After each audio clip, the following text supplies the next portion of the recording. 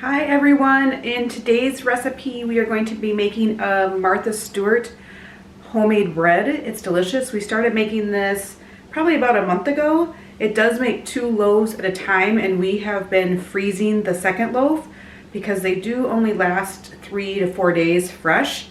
So you can tell that they're a lot healthier than regular store-bought bread. We don't slice it ahead of time just to keep it even fresher, and we do keep it in the fridge as well. You will see in this recipe we do screw up. I think it was because I was giving my husband some pressure by recording it.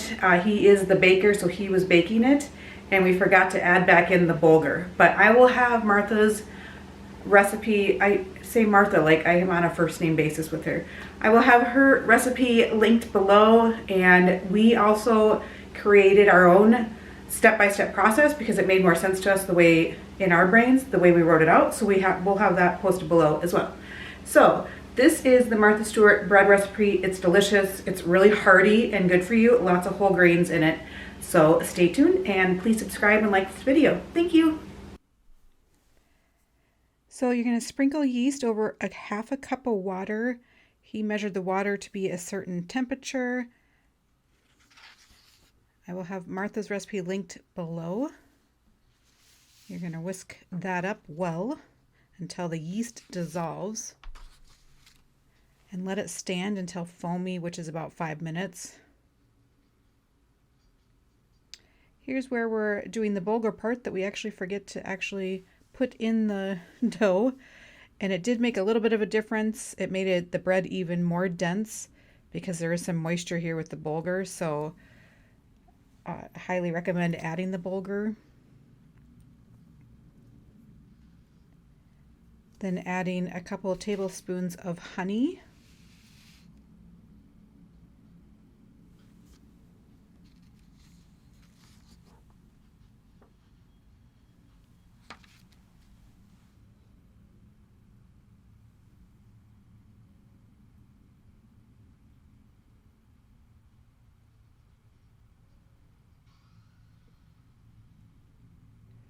Then mixing together in a large bowl, whisking together 2½ cups of all-purpose flour, 2 3/4 cups of whole wheat flour, 1 cup of rye flour, and 2 tablespoons of salt.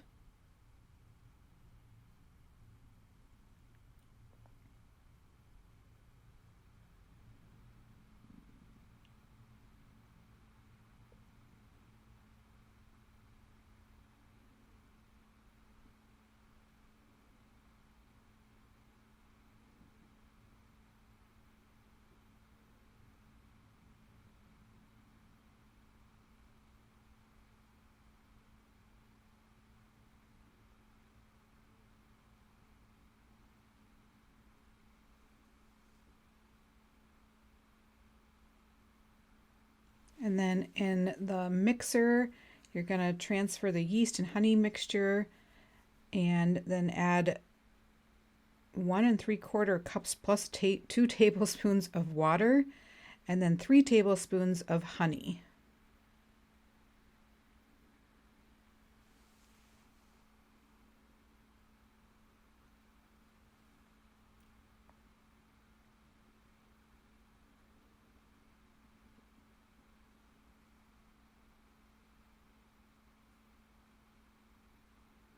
And then add to the mixer 3 cups of the flour mixture and then put it on low speed until it gets smooth. And then you can add the remaining flour mixture 1 cup at a time. And here's where you're also supposed to add 1½ cups of the bulgur, and then a cup of oats, ½ a cup of flaxseed, 1/3 a cup of sunflower seeds, and then you just want to mix on low until it's combined. Continue mixing until the dough comes away from the sides of the bowl and forms a ragged, slightly sticky ball.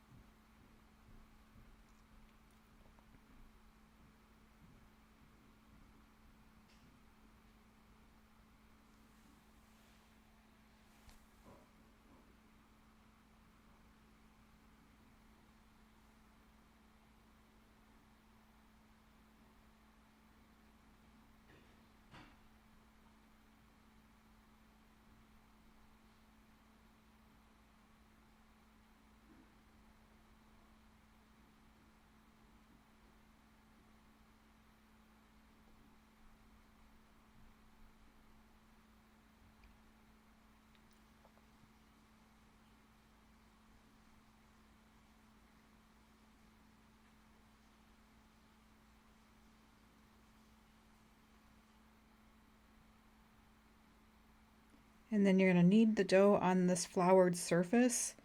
I do have a buttered bowl off to the side there. You're going to knead it for about 5 minutes until it's smooth and elastic but still tacky.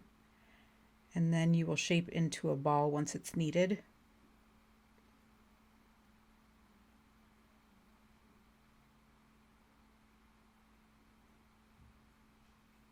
And then once you get it into that ball, you're going to put it in the buttered bowl, cover with plastic wrap, and spray a little bit of something like Pam on the saran wrap so that it doesn't stick to the saran wrap if it rises that far.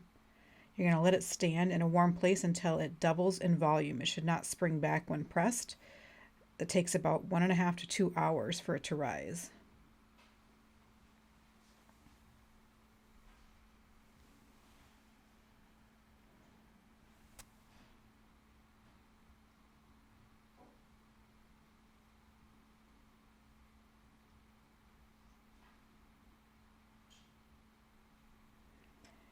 And then we have 2 loaf pans off to the side there. And he's mixing egg white and 1 teaspoon of water so that we can brush it over the top of the loaves and then add the seeds and oats. He's going to sprinkle them with 2 tablespoons of rolled oats. Obviously, he did divide that ball into 2 loaves there. 2 tablespoons of rolled oats, good grief. A tablespoon of flaxseed and 2 tablespoons of sunflower seeds. And again, spray the top of the saran wrap that's going to cover these and let this stand for about 45 minutes to an hour. And then your preheated oven's 450 degrees, but reduce the oven temperature to 400 degrees. Uncover your loaves and transfer to the oven.